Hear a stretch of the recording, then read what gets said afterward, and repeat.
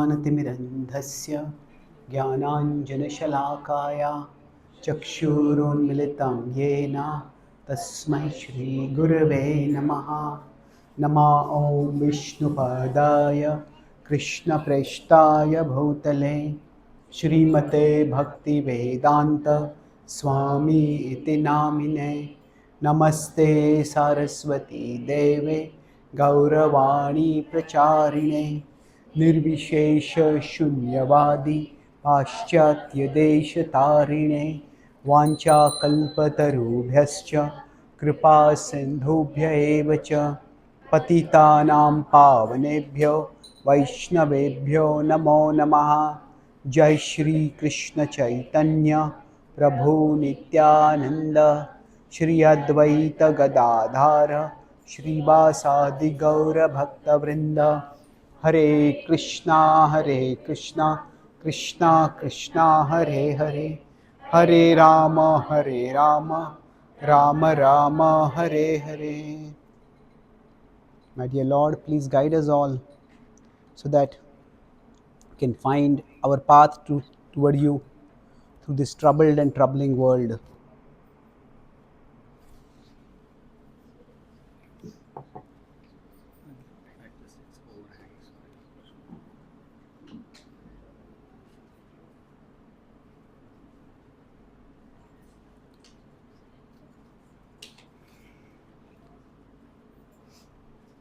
Hare Krishna. Thank you very much for coming today. And today I will discuss, broadly speaking, on the topic of emotions and emotional healing, especially centered on forgiveness in bhakti. Is it visible what I'm writing over there? Yes. So, is my audio also clear? Yes. So, broadly speaking, I'll talk about this at 3 different levels. So, first, I'll talk about 3 levels of forgiveness.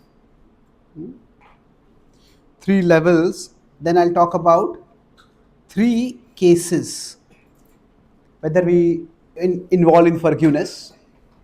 And then I'll talk about 2 choices for us.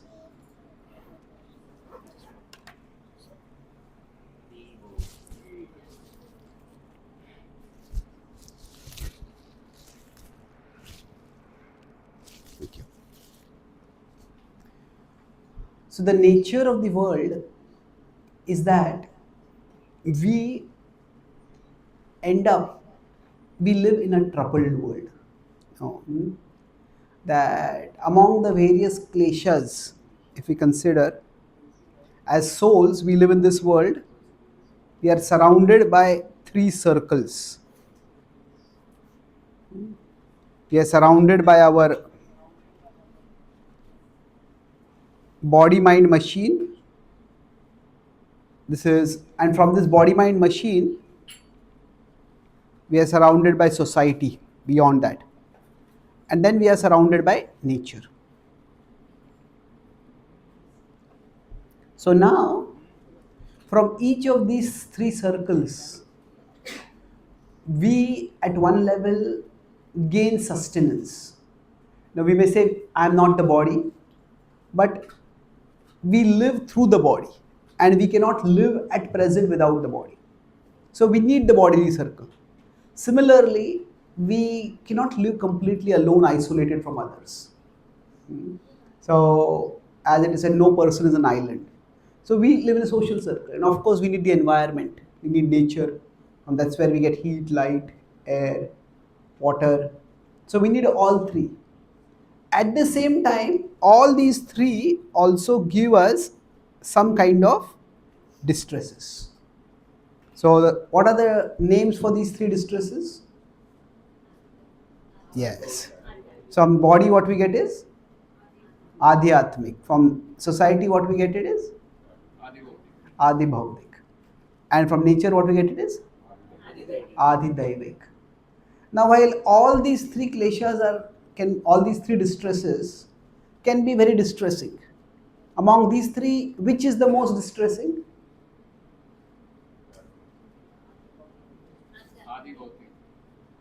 Okay, how many of you say Adi Bhautik? Okay. How many of you say anything Adhyatmik? Okay. How many of you say Adi Daivik?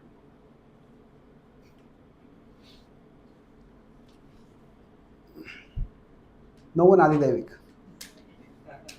This Zoom getting off at Adi Daivik. So actually, whichever klesha we are going through at that particular time, that klesh feels the worst. Isn't it? So if we are having a disease and we are in pain, we feel there's no disease, no pain like this. If we are caught in a storm or we are caught in a hurricane or earthquake, there's no trouble like this in the world. So in many ways, it's very difficult to compare distresses, because when we are going through distress, it feels extremely difficult. It feels extremely painful. So now, in English, there are two different words. There is adversity and there is atrocity. Now, how many of you think there is some difference between adversity and atrocity? Okay. How many of you think there is no difference? Okay. How many of you think the difference does not make any difference? So, Bhishma Pitahama talks about this, aho kashtam, aho anyayam. So, kashta is adversity. Anyaya is atrocity. So, what do you think is the difference between the two? Adversity is just a difficult situation. Yeah. And atrocity is there is someone, karta, who is doing that. Someone is doing it, yes. Adversity is natural. Whereas atrocity is often coming from a human agent and somebody is doing it, so intentional. So among these three kleshas, which one will be adversity and which will be atrocity? Adi Daivik is adversity. Adi Atmik? Adi Atmik. Adi Bhautik will be atrocity, isn't it? Somebody else is hurting us. That is atrocity. So, for example, if our power supply gets cut off, that is adversity. But if we come to know that our neighbor cut off our power supply, that is atrocity. Okay, so now among adversity and atrocity, which is more difficult to bear? Atrocity. How could you do like this? So normally when we function in society, we have certain baseline expectations from people. And when people act in a hurtful way, that becomes very difficult to bear. So atrocity is the form of klesha which not only makes us think, no, can I trust people? Can I trust anyone at all? It can lead to lots of problems. So in the Mahabharata, in the Ramayana, when Sugriv forgets his promise to Ram and Lakshman goes to remind him, at that time Lakshman says, "Oh Monkey King, ingratitude is the worst of sins." Now we may say that aren't there so many other problems in this world? There is robbing, there is sexual abuse, there is child abuse, there are so many kinds of troubles in the world. So why would ingratitude be considered the worst of sins? It's in that context is being spoken. But what happens is, when there is ingratitude, now although the Sanskrit English translation ingratitude, it is more of betrayal. Like Sugriv had promised he would help Ram and he is not there to help. So he says it's the worst of sins. Why? because it can have an escalating effect. It can lead to loss of faith. But loss of faith in what? Loss of faith in that person. And that is a problem. That if we are in a close relationship with someone and we lose faith in that person, it's difficult to continue that relationship. But even more damaging, it can lead to loss of faith in humanity itself. That nobody is a good person. I was in California and I was going for a program. So in front of me there's a car. In that car there's a bumper sticker which said, "The more I get to know people, the more I love my dog." See, the idea is, I just don't want to get involved with people. But what is most damaging will be not just loss of faith in humanity, but loss of faith in our judgment ability. Our ability to evaluate who is trustworthy. Now, without that, we cannot function. We all need to have some judgment capacity. This is very, very damaging. So when people are very severely betrayed by someone, so what happens is, they not only, how could this person have fooled me like this? How could this person have cheated me like this? From there it goes to, how could I have been cheated like this? What kind of fool am I? Why did I see any of this before? Can I ever trust myself? And there is no loss for a human being as the loss of our own capacity to judge. I'm not talking about being judgmental over here where we put permanent labels on people. But basic evaluation we need to do. Even when we say even if you want to put trust in God, trust in Guru, that is, we make the judgment that this particular person is trustworthy. So while all these losses are bad, you could say this is bad, lose our faith in the other person, to lose in faith in humanity is worse, but to lose faith in our own capacity to judge can be the worst. And that is why, in general, in human society, in any culture it may be, if somebody is a traitor, somebody is a betrayer, that's considered very bad. Because it has a very escalatingly destructive effect. Now, why we are talking about this, I am giving some background for talking about forgiveness. That broadly speaking, the nature of life is unfortunately such that we all will be disappointed by people. We all will be sometimes hurt by people. We all may sometimes be betrayed by people. It's sometimes we can fixate on one particular person. How did this person do like that?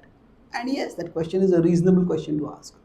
But beyond it all, it's important to understand that it's the nature of the world.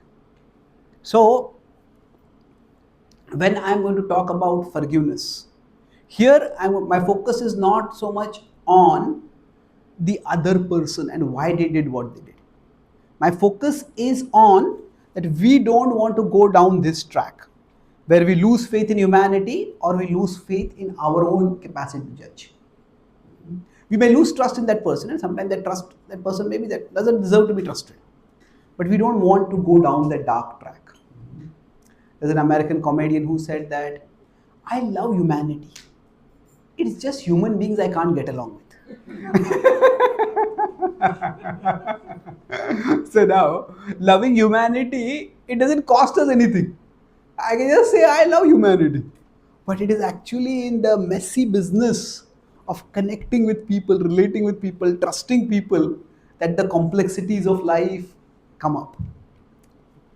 So, forgiveness is broadly of two kinds. There is forgiveness which is interpersonal, and there is forgiveness that is intrapersonal.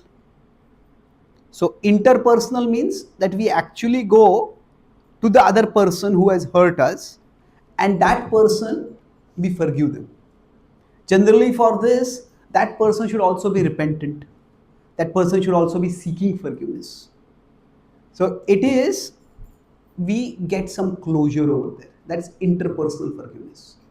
But intrapersonal forgiveness is where we have to give a closure to ourselves. So it's like interpersonal forgiveness may be like it's a delayed debt.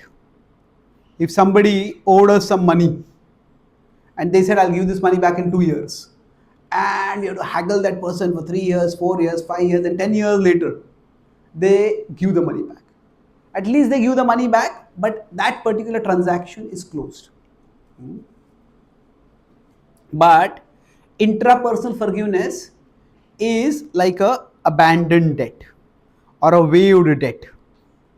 Not waived, it is just that we understand that I'm not going to get this money back.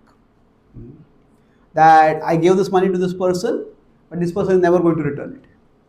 And every time we think about it, we get irritated, we get angry. I lost this money, this person didn't return it. But if you're never going to get it back, all that we get by thinking about it is just agitation of our own mind. So what we decide, yes, we all make investments of money at times, and sometimes some investments, they backfire. They turn out to be bad investments. So like that, we want to get closure. So the intrapersonal forgiveness involves that the other person may not be repentant, and maybe they will change. Maybe in future that person may ask forgiveness, but we can't keep our life on pause till that person comes to the level of asking for forgiveness. So intrapersonal forgiveness is where, okay, I invested so much in this person, I expected something from him, I did so much for him, but whatever, this person has disappointed me, let's close this and move on. So another way to put this is, interpersonal forgiveness is basically that we give the forgiveness to the other person through forgiveness. Intrapersonal forgiveness is more like we bring closure for ourselves. So, okay, in relationships, the nature of life is that in some relationships we get more than what we invest.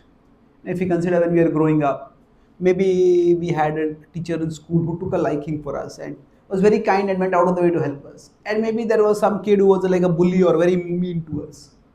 So in life, relationships are variable. In some relationships, what happens is, if we consider our relationships, in some relationships we give a lot and we get very little. In other relationships we give little and we get a lot. So maybe we are going through a phase right now in this particular relationship, we gave, but what we got was disappointing. But it's just that we want to end the debt. We want to, sorry, not end the debt, we want to close that transaction. What we want to do is, in one sense, we want to get emotional closure so that we can move on. So for this, I'll talk about forgiveness at 3 levels. That is, forgiveness at the level of intention, forgiveness at the level of emotion, and forgiveness at the level of action. So we exist at 3 levels. We are souls, around the soul is the mind, around the mind is the body. So soul, mind, and body. So at the level of the soul, there is intention. At the level of the mind, there is emotion. At the level of the body, there is action. So in general, for us, if someone has hurt us, can the AC be slightly decreased here, or is the same everywhere? So that's okay, no problem. That hot water is there, Matani, that hot water is there? Juice? Okay, thank you. Sorry to trouble you. So at the level of intention, it is always possible for us that, okay, I don't want to stay mentally stuck in this. So I want to end this. I want to move ahead in my life. So at the level of intention, that is to some extent in our control. Now, the opposite of forgiving is seeking revenge. Now, however somebody has hurt us, it's important that at the level of intention, it's not that I want to get it. You did this to me, so I'll do this to you. Now, I'll talk later about what this means practically, because intention, emotion, and action are three different things. Now, what do I mean by this? See, in the Bhagavad Gita, in the 11th chapter,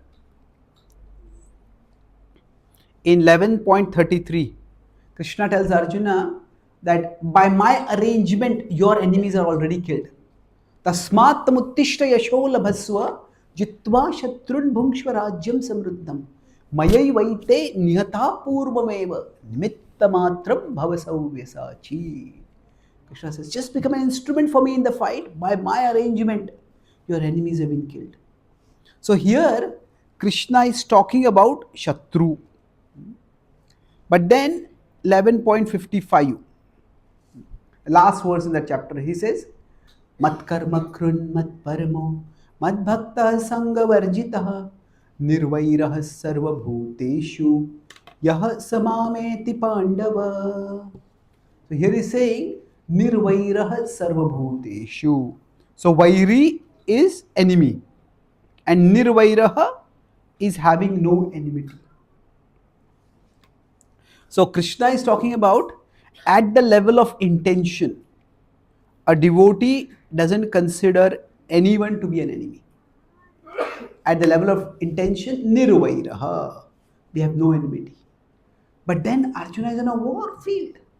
And at a war field, there's going to be fight and there are enemies. And Krishna himself has used the word Shatru. That your enemies will be killed by my arrangement. So what is going on over here? So that's why at the level of intention, a devotee never considers anyone to be an enemy. So when we fight, sometimes we have to fight. There are two things. We fight for something or we fight against something. Now, relatively speaking, it is much easier to get ourselves to fight against something. That's why most politicians, when they want votes, they will create some scapegoat. Oh, this community is troubling you, this country is your enemy, these people are the cause of problems. Because as soon as you get somebody to fight against, then we can unite yourself. But if there is no threat of Pakistan and you tell people fight for India, okay, fight for India, but against what? Isn't it? So fighting for something is actually much more difficult than fighting against something.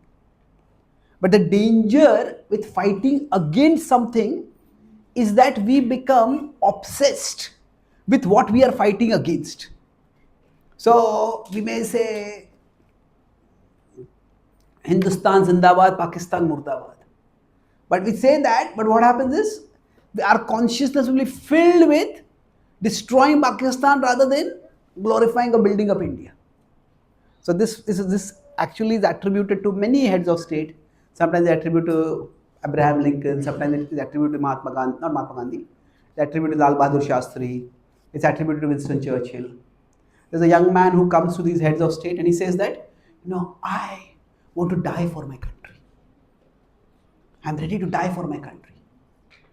And the story, it could be apocryphal, the head of state says, go and complete your studies, get a responsible job, raise a family, you be a responsible law-abiding contributing citizen and raise children who will be responsible law-abiding contributing citizens. That's the way you can contribute to nation building. Now that is not very dramatic, isn't it? So what happens is, it's much easier to unite against an enemy than to unite for some cause. But now Krishna is telling Arjuna to fight. But Krishna is telling Arjuna, don't become Duryodhan conscious. Don't fight thinking Duryodhan is your enemy and you have to destroy Duryodhan. Fight, the purpose is not revenge. The purpose is The purpose is not they did this to you, so you have to do this to them. The purpose is justice. The purpose is dharma.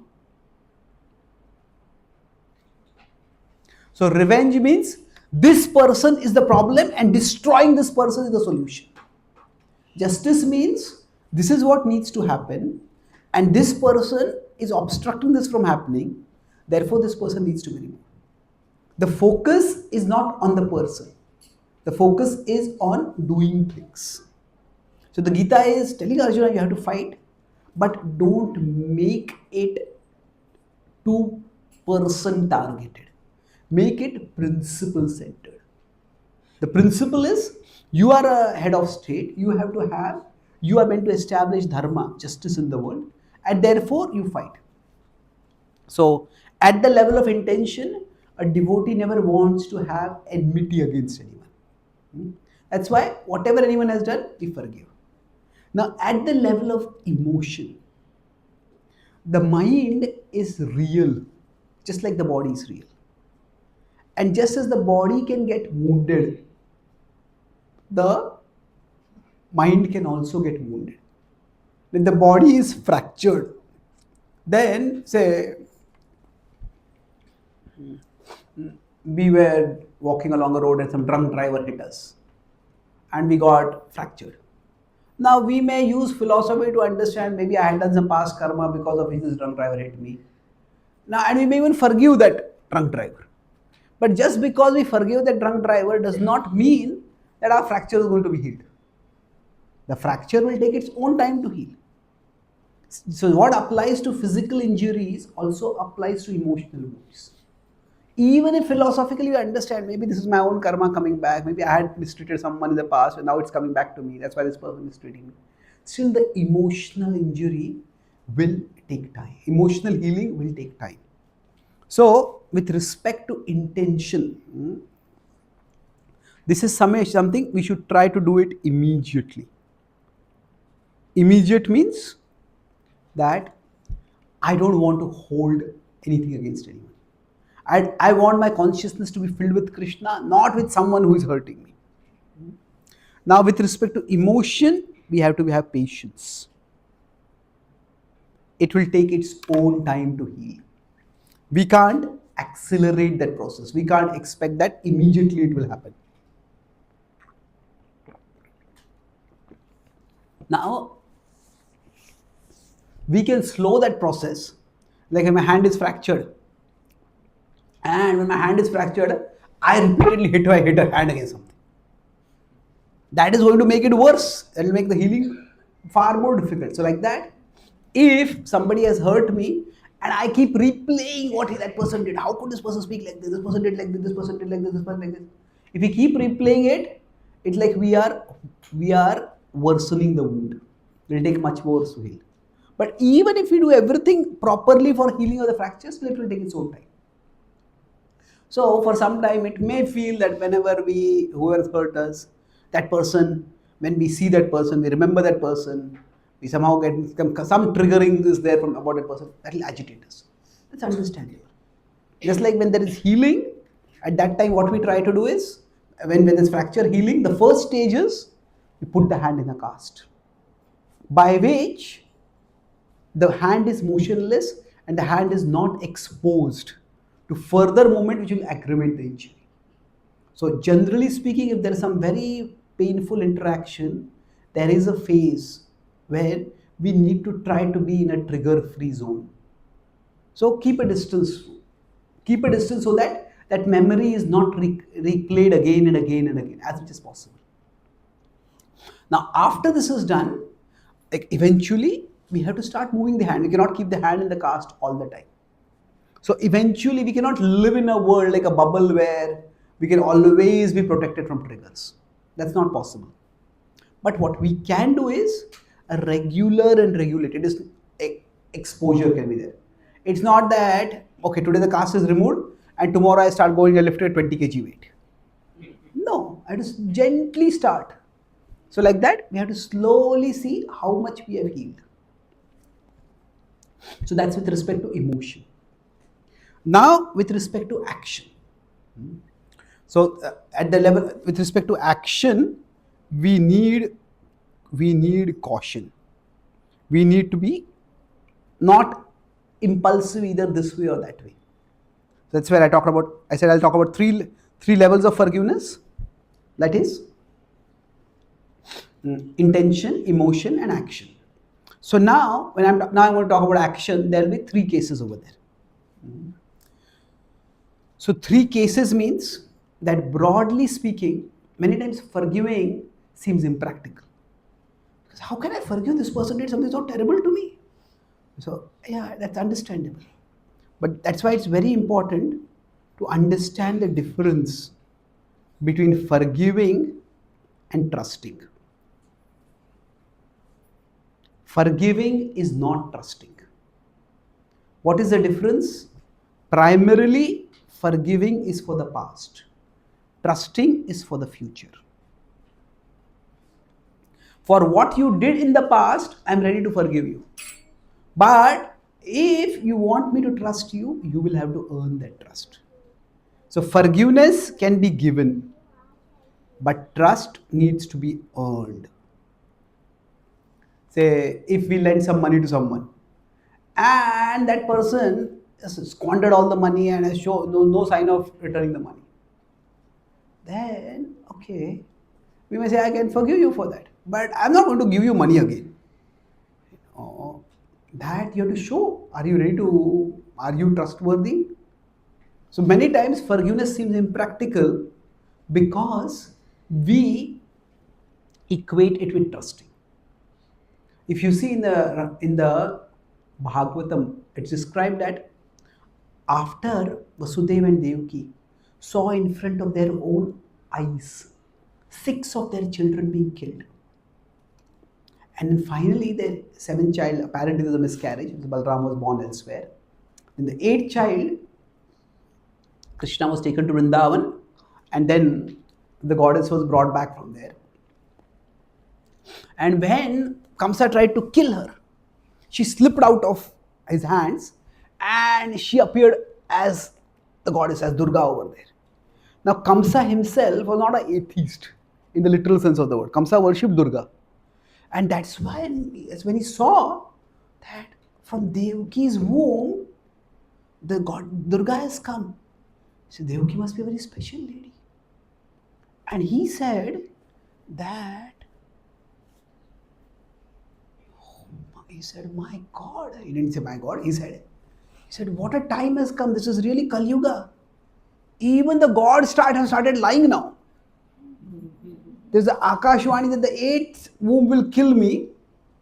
But the gods have also started lying.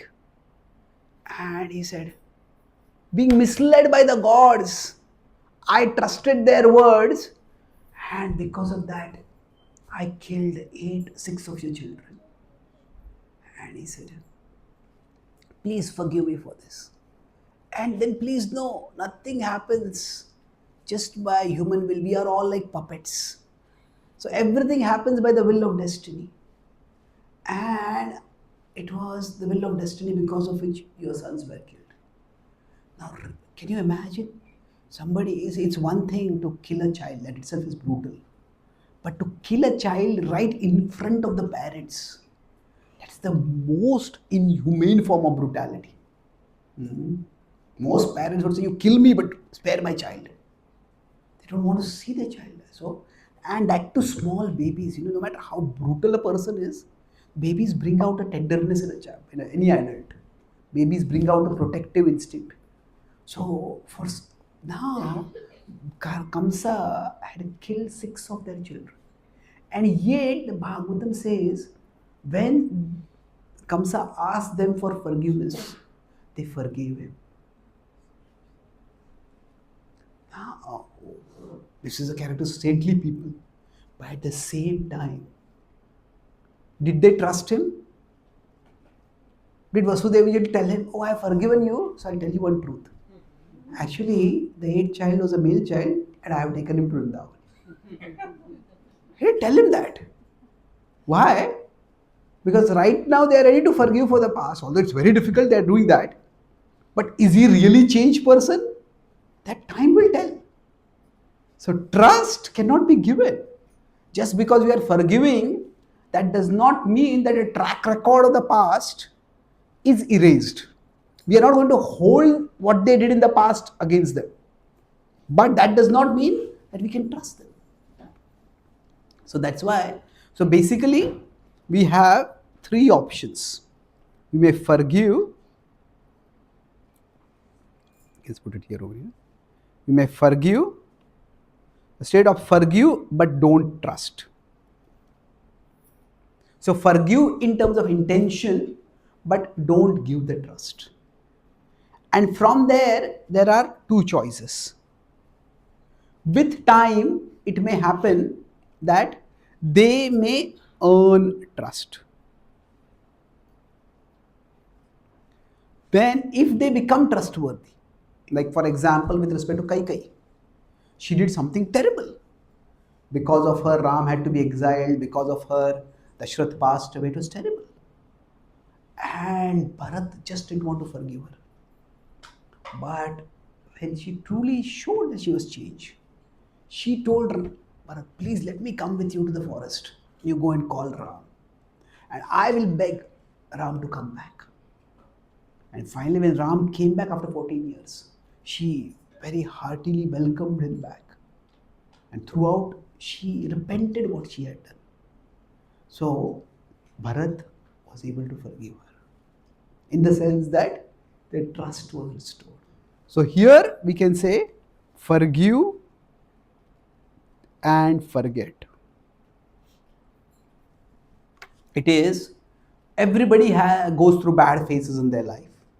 And sometimes even good people may do terrible things when they go through bad phases. But time has to show that they have changed. Now sometimes if it does not happen, so we could say forgive but don't trust is phase 1. Now from there we can go, either we can go means it depends on the response of the other person. Now if they don't earn trust, that means what happens is they continue doing the same thing. Then in that case, we may forgive in intention, but in action we need to seek justice. We need to decide how this person is to be curbed. At least they should not be able to hurt me anymore. Or if they have hurt me, they may hurt others also. So that has to be stopped.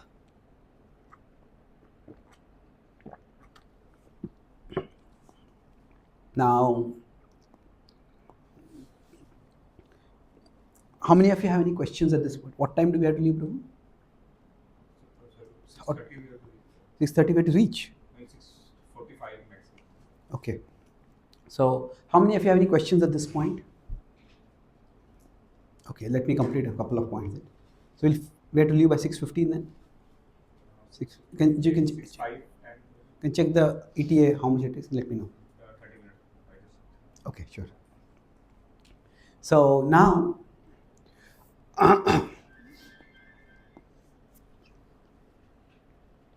when we seek justice, now what does seeking justice mean? And what is the point of seeking justice? So in the Mahabharata, this is described elaborately in the Bhishma Yudhishthira Samvad. He says that whenever some wrong is done, so if this is a person and say this is the wrongdoer, so there is a wrongdoer and there is the victim. So now we may think it is only between these two people. Okay, this person was wrong and this person can forgive. And that's possible, but sometimes it is not just between those two people. Why? Because there are other people. There are many other people in society,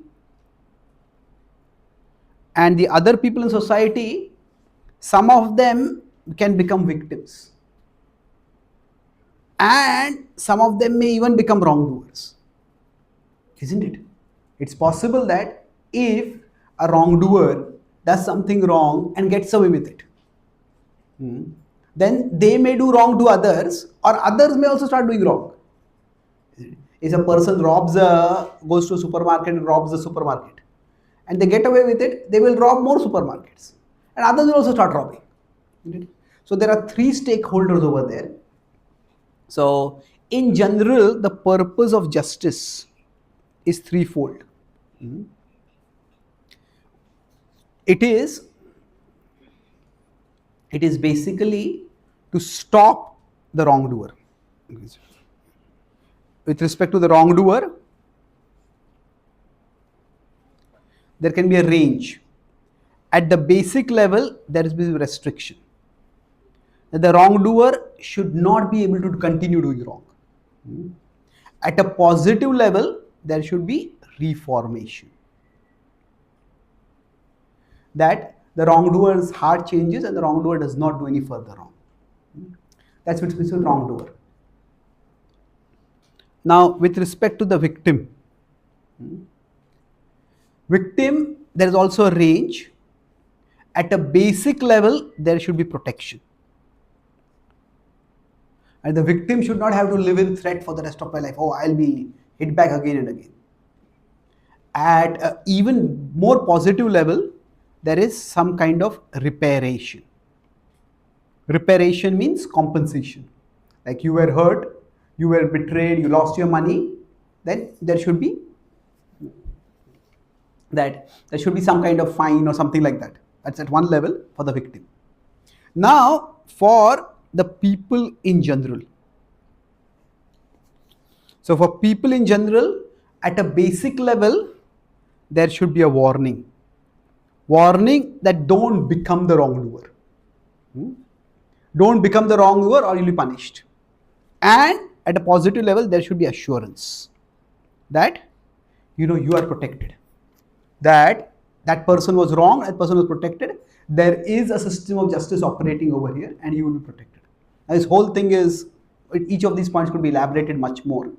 But I hope you get this point that it's not just between the two of them. So when justice is to be sought, there are multiple purposes over there. And that's why, forgiveness can be between the two people. But justice becomes more of a administrative thing. And one important point here is that forgiveness is very, very important. But forgiveness is an individual virtue. Is an individual virtue means that in our close relationships, in our family, we will hurt someone. Sometimes our family will hurt us. In friends, they will hurt us. We will hurt them. So as individuals, each of us, if we become more forgiving, then all the routine problems that come up in human interactions, they can be dealt with. However, while forgiveness as an individual virtue is very good, forgiveness is not meant to be a state policy. State policy means if somebody is in an administrative position, so if say a relative comes to our home, or a relative comes to we have a shop, a relative comes to our shop and they rob something from the shop. Now we may say that I don't want to hold anything against you. We may forgive them. But if the government says you rob anything anywhere, we'll forgive you. They make it a policy. And what will happen is that will lead to a lot of problems. And that's why forgiveness is a Brahminical virtue. Forgiveness is for Brahmanas. For Kshatriyas, it is not forgiveness. Kshatriyas, forgiveness can be there, but normally Kshatriyas is justice. Just like with the head of state, the president may pardon someone. There might be amnesty, but that pardon is an exception. Normally the state gives justice. The state should not be in the business of revenge also. That's why Shamo tapastapa shaucham shantir archamam evacha jnanam vijnanam astikyam brahma karma sambhavajam. So with respect to a Brahmana, shanti, be peaceful, be forgiving. That's a virtue for a Brahmana. But for a Kshatriya, it is yuddhe chapya apalayanam. It is don't run away from a fight. That does not just mean in a war, don't run away from a fight. It means when there is a confrontation, when there is a situation where something has to be confronted and challenged, don't flinch from it. Don't run away from it. Sometimes it's difficult, but Kshatriyas are meant for that confrontation. So confront the situation so that it can be corrected. That's why for us, now we have to look at ourselves to see what role we are playing at a particular time. And I said there are two choices for us. Am I acting as an individual in an individual capacity over here? Then I can forgive and try to seek closure. But if I am acting as in some administrative capacity, I'm a leader of a community, then I have to consider the consequences for the community. And then simply forgiveness will not work. At that time, at the very least, some form of protection has to be done. When Srila Prabhupada came from America back to India, naturally for him, when he had some Western disciples with him, he wanted to show his success with what he considered his family. Now, his material family was not interested in spirituality. He had always taken sannyas. His spiritual family was his god brothers. So he brought them to Vrindavan, he brought them to brought his disciples to Mayapur, and he introduced his disciples to his god brothers. Now, unfortunately, some of his god brothers, they tried to poach his disciples. Now from their perspective, the Swami Prabhupada was a very new devotee, isn't it? So Prabhupada was never actively involved in the Gaudiya Math. Prabhupada had met even Bhaktisiddhanta Thakur for maybe half a dozen times or a dozen times at the most, not more than half a dozen times mostly, in that range. And these were sannyasis who had stayed in the ashram with Bhaktisiddhanta Thakur. They had been sannyasis from a very early age, they had not been grahasthas. So they felt that we are much more senior, we are much more learned, we know much more. And where does this person come from and this person got so much success? So maybe it was insecurity, maybe it was envy, whatever it was. They started telling Prabhupada's disciples that, Bhaktivedanta Swami doesn't know much. I will tell you, you come to me, I will tell you much more about Krishna. I will tell you more advanced things. I will help you to advance much more in bhakti. When Prabhupada heard this, Prabhupada became like a thunderbolt. Prabhupada told his disciples, don't associate with that person at all. Prabhupada even said in one point, he's an envious snake. At the same time, a few years later, that person was older than Prabhupada, that person departed from the world.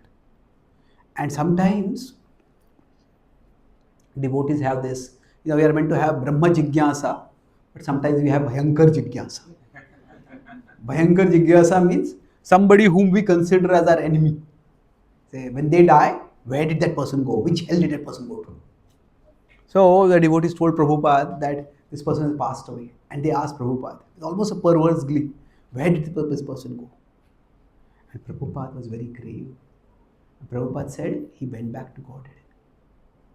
He said, my spiritual master is very powerful and he served my spiritual master throughout his life. So he went back to Godhead. So Prabhupada, from his perspective, for his service, he had to be very, very strong and he wanted to protect his disciples. But just because that person had worked against Prabhupada, that did not blind Prabhupada to the fact that that person had served his spiritual master. That person was a follower of his spiritual master. You say, what kind of follower of spiritual master will try to poach from a disciple? But that's from a god brother. That's between them. In fact, further, when Srila Prabhupada was in his last days, when several of his, he was in Vrindavan and several of his god brothers came to meet him. So Prabhupada actually, with whatever with energy he had, he said, during the course of preaching, you have to speak so many things. And I have offended so many of you because of that. I am Mahapatit. Please forgive me. So one of the Prabhupada's god brothers was there. He says, Swami Maharaj, you are not Mahapatit. You are Mahapatit Pavan. But when Prabhupada was saying, I am Patit, Prabhupada was just saying, yes, at that point to protect my disciples, I had to speak some things. If it was not meant to be an offense, but if it was an offense, please forgive me for it. So this is the critical difference between being protective and being possessive. See, being protective means our focus is on our service. Possessive means the focus becomes on our ego. How dare this person speak like this to me? How dare this person do this to me? So when we become possessive, that external thing becomes a part of our ego identity. And if anybody dares to take it away from us, then we can't see any good in that person at all. But protective means, yeah, this is my service, this is my consciousness, and I need to protect my consciousness. So whatever is required, I'll set some boundaries for that. So for each one of us, we need to, sometimes when we are practicing bhakti and we are following Srila Prabhupada, we have to do what is required. But we do it without any lasting bitterness. We don't want our consciousness to be filled with negativity toward that particular person or whoever has hurt us in our life. So in general, this is the last point I'll conclude with. It's a contention of the same point only. That when we practice bhakti in the material world, it is unfortunate that the nature of the material world sometimes comes in. And that means that while we are practicing bhakti, that means we want the mood of Vrindavan. While we want the mood of Vrindavan, but simultaneously in the material world, Kurukshetra comes in. And in the material world, Vrindavan and Kurukshetra both need to coexist. The Ma Manusmara, Yudhyacha. So Ma Manusmara is cultivate our relationship with Krishna, have the Vrindavan mood. Yudhyacha is that sometimes we have to be in Kurukshetra. Sometimes we have to fight. But we don't want it to become fully Kurukshetra. We would like it to be fully Vrindavan, but that's not going to happen. So managing that balance, we need careful contemplation. We need the association of devotees, by which wise devotees, they can help us to do both Ma Manusmara and Yudhyacha. And that way, by doing this gradually, Krishna says, Tasmat Sarveshu Kaleshu Ma Manusmara Yudhyacha Mahi Arpit Manobuddhir Mam Evaishyasya Samshaya. You will come to me, will go beyond this troubled material world to ultimately attain Krishna. So I'll summarize what I discussed today. Our topic broadly was on forgiveness. So I talked about three main points. The first point was the biggest. I spoke about how among the various kleshas, the Adi Bhautik klesh is the worst. The other kleshas often give adversity, but the Adi Bhautik klesh causes atrocity. The atrocity is because it is intentional, some person is doing it, it is relatively difficult to bear. So then when we are dealing with it, how do we deal with it? For atrocity, we want forgiveness. So forgiveness, I discussed, there is interpersonal and intrapersonal. So our focus was more on the intrapersonal side of forgiveness. And in that connection, I discussed how there is the soul, there is the mind, and there is the body. So at the level of the soul, there is intention. At the level of intention, we always want to forgive. At the level of mind, there is emotion. So at the level of emotion, at the intention, immediately we should try to, I don't want to hold it against anyone. I don't want to be caught in an endless mental loop. With respect to the mind, it's like an injury, so it will take its own time. We need patience. And with respect to the body, we have action. And in that action, we discussed how there are three choices. So with respect to, I started by discussing how forgiving is not the same as trusting. So when forgiveness is for the past, trust is for the future. Forgiveness can be given, but trust has to be earned. So when we forgive in intention, after that what we do is, Forgive but don't trust or withhold trust. And we saw this as an example in Kamsa. So Kamsa forgave, but with Vasudeva and Devaki and Kamsa, they forgave but didn't trust. And now from there could be a positive change where we can then forgive and forget. Just don't hold it against them at all. So, but negative is the person doesn't change at all, then we may seek justice. Now we are seeking justice, not revenge. I discussed how that it's easier to fight against someone than to fight for someone. But the problem with fighting against justice is fighting for a cause. Revenge is against someone. While against is easier, but the problem is it fills our consciousness and it contaminates our consciousness. So when we are seeking justice, what we discussed was the purpose of justice is that there are three stakeholders, that there is the wrongdoer, there is the victim, and there are people in general. So for the wrongdoer, at the very least, there is restriction, that person should not keep hurting us or others. At the best is reformation. The person realizes their mistake and changes. That's where we can forgive and forget in that case. So at the level of victim, at the least, there is to be protection, that what you did, you are not going to be hurt again. Better is reparation, some kind of compensation is there. Now for the people, at the basic level, there should be a warning that if you do wrong, you will be punished. At a positive level, there should be assurance that if we are victimized, we will be protected, that there is a system of justice over there.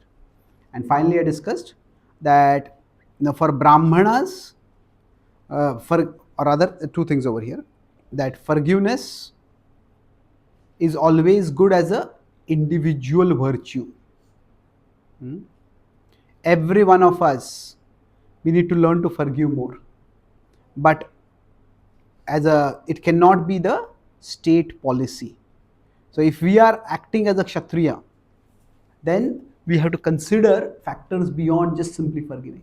So Kshatriyas, their focus is on justice, and occasionally there is forgiveness, but for justice, even if fight is required, yuddhe chapya palayana, in the seeking of justice, don't flinch.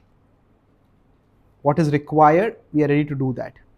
But ultimately for us, we are not Brahmanas, we are not Kshatriyas, although we may have to play those roles. That's why we discussed how for us there is a part of our consciousness which will be Vrindavan, a part of it which will be Kurukshetra. So we live in the world, as Krishna says 8.7, Ma manusmara yuddhacha. So by our own intelligence and by careful guidance, we can make sure that we are not unrealistic and expect this whole material world to be Vrindavan, and we don't become pessimistic and think that there can never be Vrindavan, it's all going to be Kurukshetra. We fight where it is required, but we also cultivate our bhakti in a way that we, despite whatever conflicts are there, we make sure that we are moving forward in our relationship with Krishna. Thank you very much. Hare Krishna. Is there any question or comment? Quickly, one question we'll take. Yes, Mataji.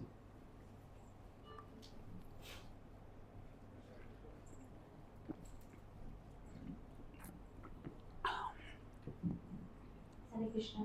Thank you very much for the class, Prabhuji. My question is, we discussed about forgiveness from our point of view. What if the person that is the wrongdoer taking it as an advantage, that because sometimes it happens to one person and then they quietly forgive and move on, and then this become as a habit or as a as a continuum. So in this aspect, how do we react and how do we? Then we have to decide what is important for us. In our earlier session, I talked about how intelligence means to know what are the big things for us and what is the small thing for us. Prabhupada says intelligence means to see things in their proper perspective. So what are the big things and what are the small things for us? So for some people, by nature, they are non-confrontational. Just forget it and move on. And if somebody else is going to be hurt by it, that's not my business. I don't want to get involved in it. But some people, they are not like that. That, okay, this happened to me, it can happen to others. I have to take a stand over it. So we have to see ultimately what is the best way we can live with our head and heart. So if somebody wants to become a campaigner, they can. Either they take a Kshatriya role or they connect with somebody who is going to take a Kshatriya role and they try to fix the situation. So some people may decide, I just don't want to get involved in this, I move away from here. So it's not a one size fit all answer for everyone. So each person has to consider the time, place, circumstance. I gave the example earlier of how Vibhishan went on the side of Ram because Ravan was irredeemable. So he said Ram should know that his enmity is not with Lanka, it's only with the current ruler of Lanka. And then after the Ravan was killed, Vibhishan was able to restore Lanka relatively easily instead of if some other person had to be made the king. So Vibhishan did not actually betray Lanka. He betrayed Ravan. But it was Ravan who had betrayed Lanka. But we saw Vidura did not go on to the Pandava side. Vidura just went on a pilgrimage because he felt Dhritarashtra was redeemable and he didn't want to be a part of the party that would kill Dhritarashtra's sons because that would close Dhritarashtra's mind. So basically, each person can decide differently in these situations. Okay, any other question quickly? Okay. So, okay, we need to quickly finish now. Yes, ma'am. So in this case, we can't be judgmental in this case, right? It's all like independence of the individuals or in that circumstances, what a stand they are taking. He told you in an office environment or in the devotional, we do come across these scenarios. You need to stand up a little when it is needed, but at the same time, you do not want to be, expecting something bad about the persons or the situation. In that circumstances, whatever it is causing, at the end, we want to see that there should be a change from it. See, whether the other person will change or not, we can't control that. Whether our efforts to fix the situation, whether even they will succeed or not, we can't control that. Because ultimately, the results are not in our control. Karmanyevadikaraste ma phaleshu kadachana. So, several people tried to persuade Duryodhana. Nobody was listening to. He didn't listen to anyone. So, but the sages came and tried. Bhishma tried. Vidura tried. So they did their part. So, can a person change? Yes, of course, people can change. Will they change? It depends on them. It depends on the situations that they will go through in their life. It depends, most importantly, on how they process the situations they are going through in their lives. So, ideally speaking, what should happen for us is, see, normally, if we are not here, let's put it. Let's put it. If I am here, then if this is my mind, then I look at everyone through my mind. So if my mind is telling me that this person is against me, this person is the villain in the story of my life, or this person has joined the villain in the story of my life, when we look at everyone through our mind, then it's very difficult. The mind is telling us a story, the mind is giving us a particular narrative to us, and we look at everyone through that narrative. So we look at everyone normally through our mind. But if we have cultivated close relationships, then what happens is, if this is my mind, then there's at least one person, instead of looking at that person through my mind, I look at my mind through that person. This is the meaning of guhyam akhyati pruchyati, or one meaning of that. So in advance, we need to cultivate at least one or two friendships like this, where people are close enough that we can look at our mind through them. That my mind is telling me this is a situation, and this person is telling me this is a situation. So which is real? So if we have that kind of friend, we are extremely fortunate. But if we have created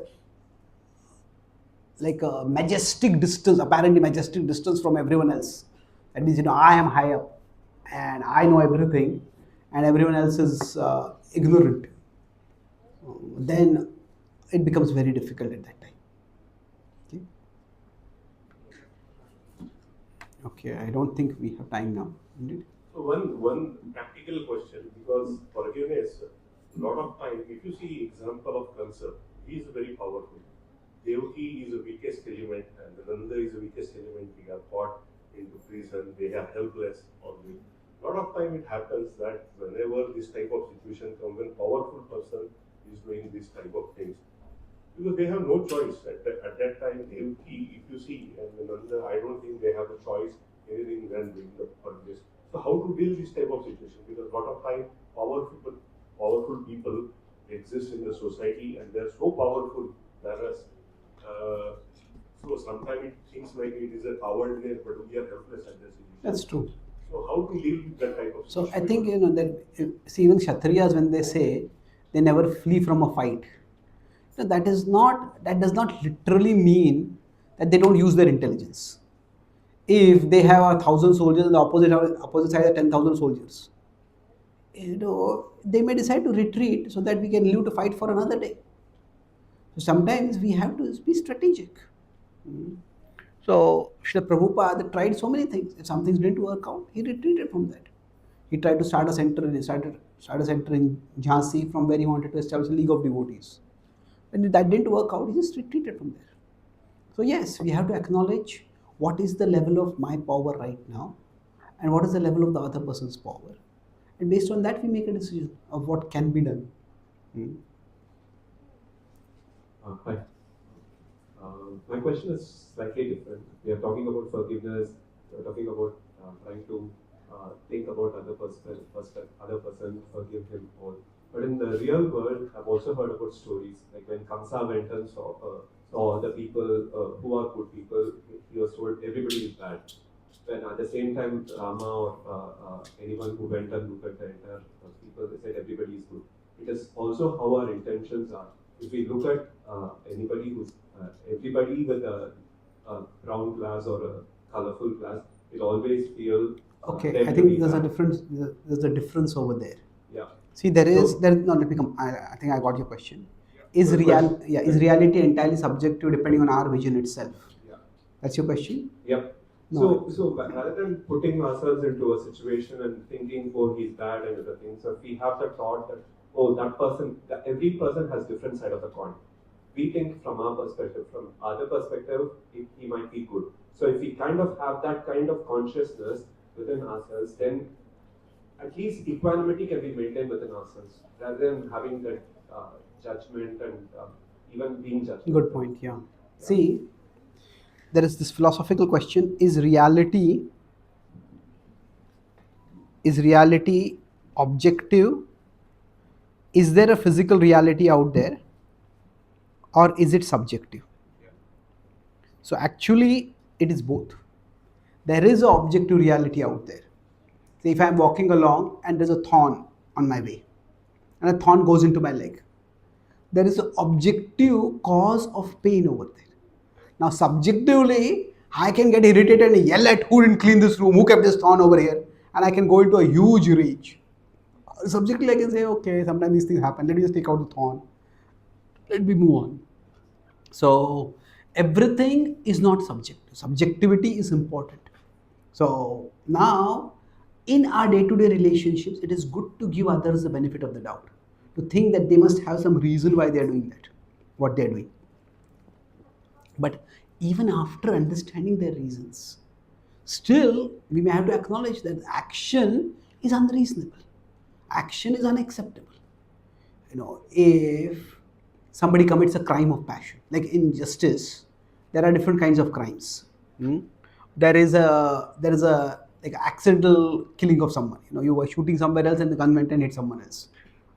There is crime of passion. That is, the person got angry at that particular time, killed. and there is murder, which is the cold-blooded and planned. So now, in all these cases, the fact is that a person has been killed. Now, why the person killed, that may determine the severity of the punishment. But the fact remains that the person was killed. So we should try to understand the other person. See, our situations, they can explain our emotions. And that's why, whether it's our or others, it's good to understand the situations, what was going on in their mind, what was background at that time. They can explain our emotions. That is true. But they don't excuse our actions. If I get angry at you for something, and you're taken aback, why did I get angry? And then I tell you, this had happened in my life, that I'm, oh, okay, that's okay. But if that anger is, I speak one loud word at you, that's understandable. But if somebody gets angry and takes out a knife and slits someone's throat, and they say, oh, I got angry because of this. Okay, but even when you get angry, the behavior has to be within boundaries. So, understanding the person's emotions can help us decide whether the person should be forgiven, the person should be given another chance, how severe should the punishment be.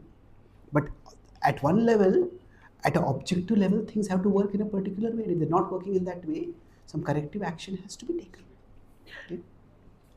Thank you very much. Shri Prabhupada ki, Shri Krishna Bhagwan ki, Nitai Gaur Premanande.